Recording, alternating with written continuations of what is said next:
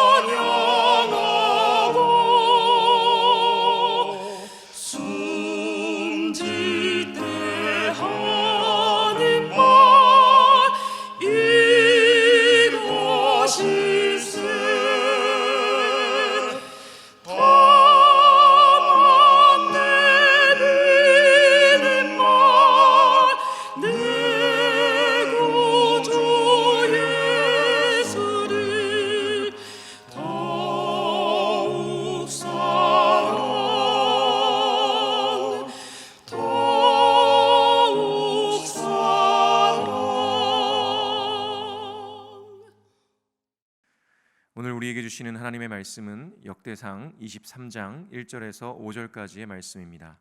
제가 봉독하겠습니다.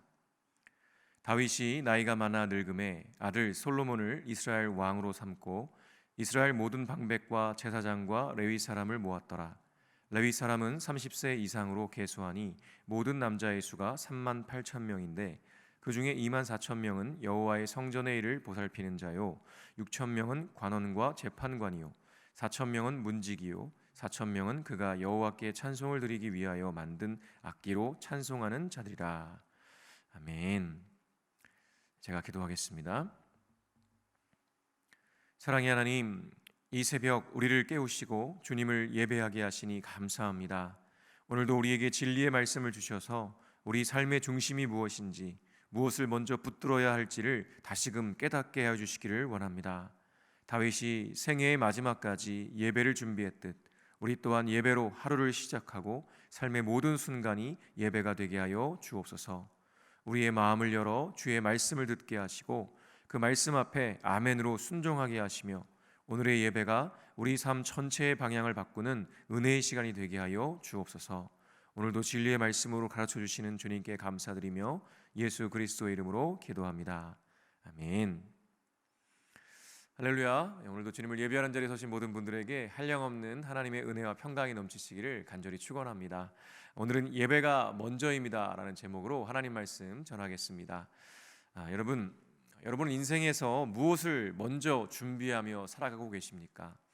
세상의 많은 사람들은요, 평안한 노후, 또 새로운 일, 중요한 프로젝트, 혹은 즐거운 여행, 또 새로운 취미, 또 재산 증식 등 내 인생에서 만날 문제를 해결하고 또 행복한 삶을 살기 위해 평생을 준비하며 살아갑니다.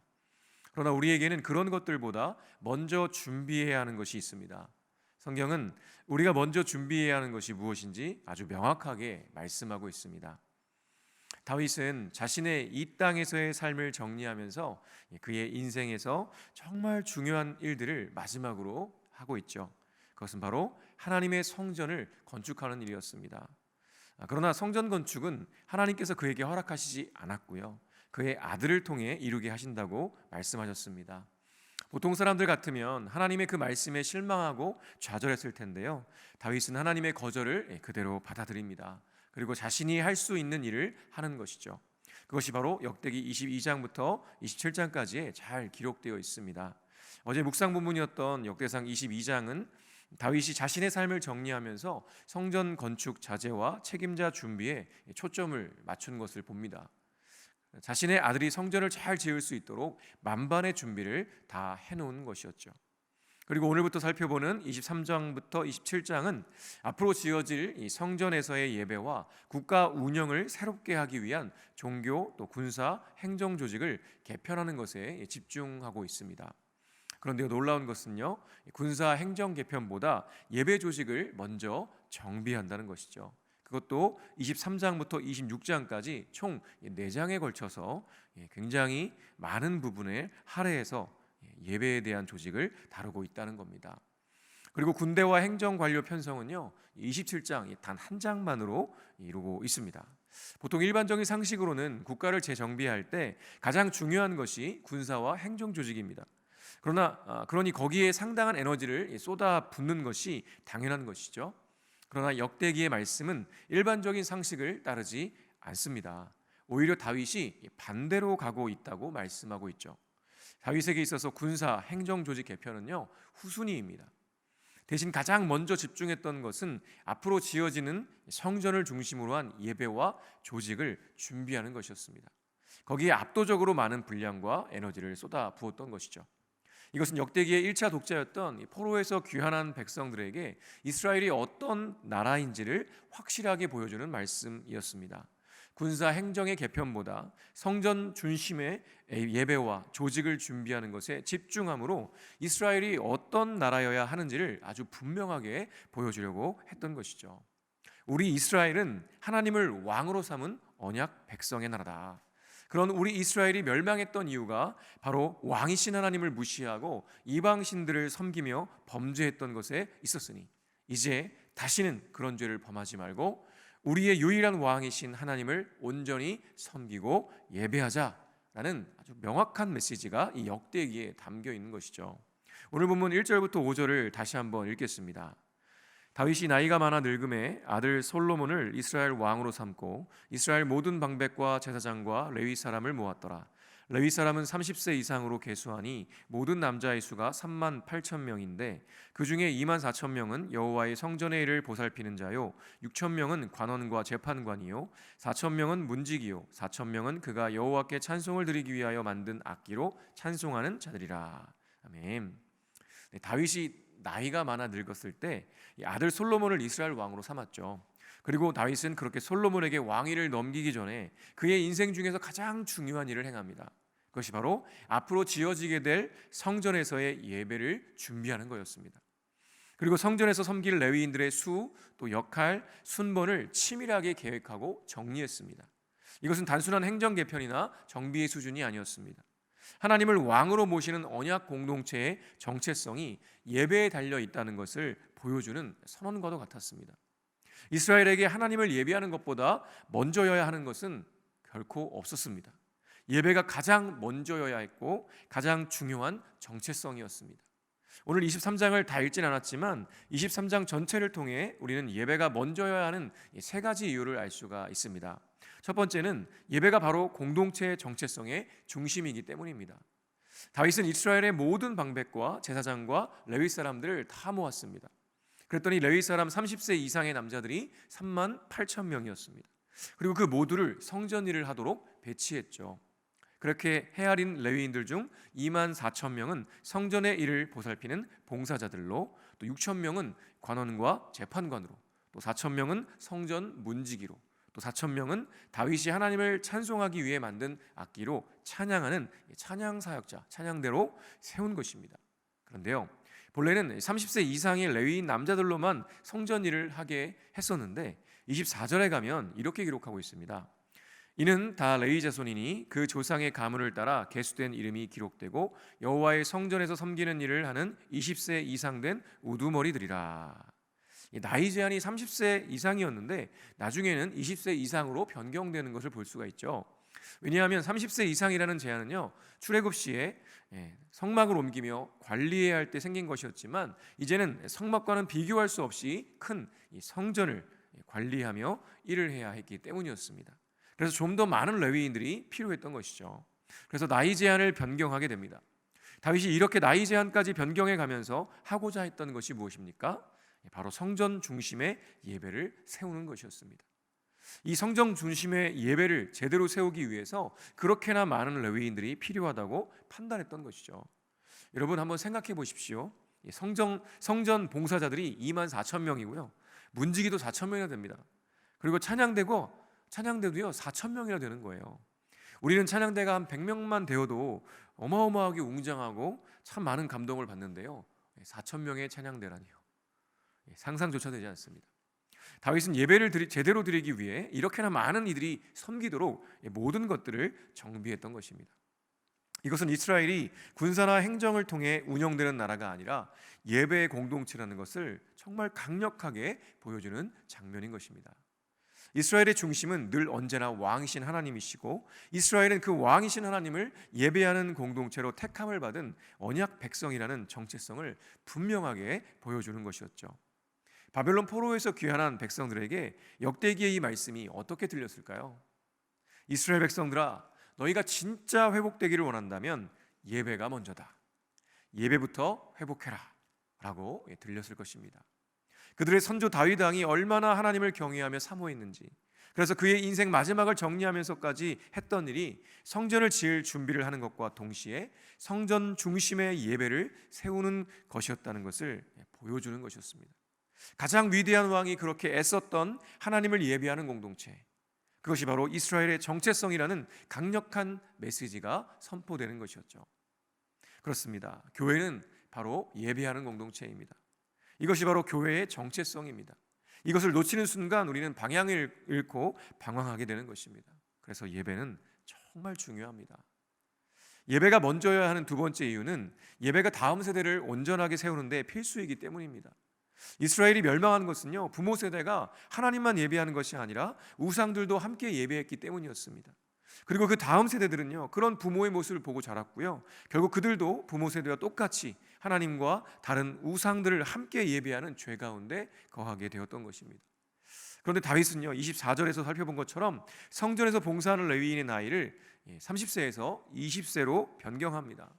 물론 성전의 규모가 훨씬 크기 때문이기도 하지만 단순한 인력 확충만은 아니었습니다. 예배는 한 세대의 전유물이 아닙니다. 우리 세대가 아무리 예배를 잘 드려도요, 만일 우리의 다음 세대가 그 예배의 자리에 없다면 어떨까요? 그 공동체는 그 세대에서 끝이 나게 되는 것입니다. 예배는 다음 세대에게도 이어져야만 합니다. 그래서 온 세대가 함께 하나님을 예배하는 예배 공동체로 세워져 가는 것이 정말 중요하죠. 우리 교회는 7월 5일 토요일 오전 6시에 처음으로 우리 어린 아이부터 장년에 이르기까지 온 세대가 함께하는 전송도 새벽 예배를 준비하고 있습니다. 어떻게 보면 쉬는 토요일에 자는 아이들을 깨워서 교회에 데리고 나와 예배해야 하는가 하는 생각이 들 수도 있습니다. 그러나 오늘 우리가 이 역대기 말씀에서 보듯이 우리의 정체성은요, 예배 공동체고요, 이 예배를 잃어버린 순간 우리는 이스라엘처럼 중심을 잃어버리고 넘어지고 말게 됩니다. 그래서 다윗이 그랬던 것처럼 우리는 우리의 다음 세대에게 부모 세대가 어떻게 예배하는지 보여주어야만 하는 거죠. 우리가 왜 새벽을 깨우며 어떻게 하나님을 예배하는지 보여주어야 한다는 겁니다. 그래야 다음 세대에게 우리의 정체성이 바로 예배의 공동체라는 것을 실제적으로 보여줄 수 있기 때문인 것이죠. 만일 이 경쟁 사회에서 위로 올라가기 위해서는 예배보다 공부가 더 중요하고 돈 버는 것이 더 중요하다고 삶으로 보여주게 되면 어떻게 될까요? 생각하기도 무섭습니다. 공부보다 돈보다 예배가 먼저입니다. 그래서 우리 하나님께서는요, 오늘도 우리를 예배의 자리로 부르십니다. 우리만 부르시는 것이 아니라 우리의 다음 세대들도 함께 부르고 계시는 줄로 믿습니다. 이제 곧 여름 사역이 시작됩니다. 준비는 이미 오래전부터 시작되었죠. 우리 다음 세대들을 위해 물심양면으로 후원해 주시고 또 무엇보다 간절히 기도해 주시기를 바랍니다. 이들이 어릴 때부터 예수 그리스도를 인격적으로 깊이 만나 삶의 의미와 목적을 발견하고 하나님 나라를 이루는 데에 귀히 쓰임 받는 믿음의 일꾼들이 되도록 격려해 주시고 기도해 주시면 우리 모두의 미래가 소망의 빛으로 밝게 빛날 줄로 믿습니다. 마지막으로요, 예배가 먼저여야 하는 세 번째 이유는 우리의 일상 자체가 예배여야 하기 때문입니다. 28절부터 32절에 이렇게 기록합니다. 그 직분은 아론의 자손을 도와 여호와의 성전과 뜰과 골방에서 섬기고 또 모든 성물을 정결하게 하는 일, 곧 하나님의 성전에서 섬기는 일과 또 진설병과 고운 가루의 소재물, 곧 무교전병이나 과자를 굽는 것이나 반죽하는 것이나 또 모든 저울과 자를 맡고 아침과 저녁마다 서서 여호와께 감사하고 찬송하며 또 안식일과 초하루와 절기의 모든 번제를 여호와께 드리되 그가 명령하신 규례에 정한 수요대로 항상 여호와 앞에 드리며 또 회막의 직무와 성소의 직무와 그들의 형제 아론 자손의 직무를 지켜 여호와의 성전에서 수종드는 것이더라. 아멘. 제사장은요, 오직 아론의 자손만 하게 되어 있었습니다. 그래서 아론의 자손들을 돕는다는 표현은요, 제사장이 아닌 레위인들은 아론의 자손들인 이 제사장들을 돕는 역할을 했다는 것을 의미하는 것이죠. 그들이 했던 일은 제사를 돕고 성물을 정리하고 문을 지키고 진설병과 무교전병이나 과자를 굽고 반죽하고 또 그 일을 하기 위한 저울 같은 도구들을 만드는 것이었습니다. 이처럼 제사장들만 성전의 일들과 예배하는 일들을 섬기는 것이 아니었죠. 다른 레위인들도요, 각자 자신의 일상에서 맡은 바 일들을 했습니다. 제사장들이 하는 일만 거룩한 것이 아니라 일상에서 맡은 바 일을 충성스럽게 감당하는 그 모든 삶 자체가 바로 거룩한 것이었죠. 이 모든 일상이 모여서 하나님께서 받으실 만한 예배가 되는 것이었습니다.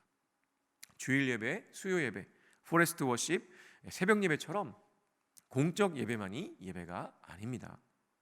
우리의 삶 전체가 예배인 것이죠.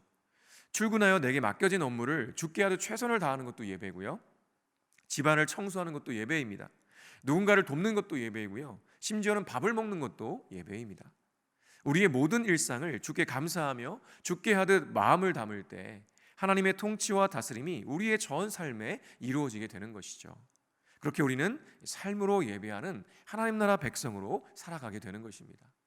일상이 바쁘다고 기도보다 할 일을 먼저 하고 말씀보다 인간관계를 우선하며 찬양보다 유튜브에 더 집중한다면 우리는 예전에 이스라엘이 그랬던 것처럼 중심을 잃고 넘어지게 될 것입니다. 그래서 그 어떤 것보다 예배가 먼저입니다. 하나님을 가장 먼저 예배하기 시작할 때 우리의 삶은요, 정말 놀랍도록 달라지게 될 것입니다. 우리의 정체성이 예배하는 공동체임을 잊지 마십시오. 우리 다음 세대에게 그 예배하는 정체성을 반드시 전수해 주십시오.